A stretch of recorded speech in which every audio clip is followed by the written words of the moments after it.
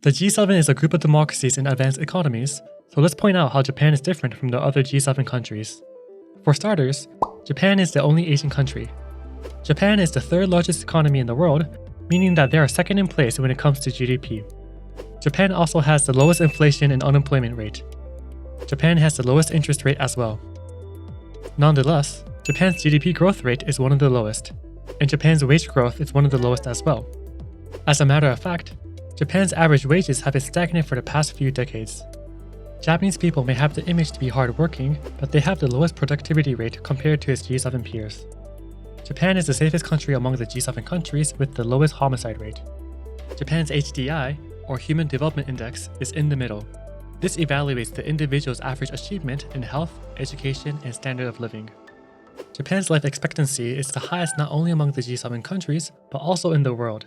To add another layer, Okinawa has the most number of centenarians in the world, which are people who are 100 years old. And to drop some personal bias, Japan and Italy have the best food among the 7 countries. Japan has the largest vending machine per capita population, which helps citizens to quench their thirst. But when it comes to other factors, things look a bit different. Japan has one of the lowest fertility rate and the highest number of elderly people.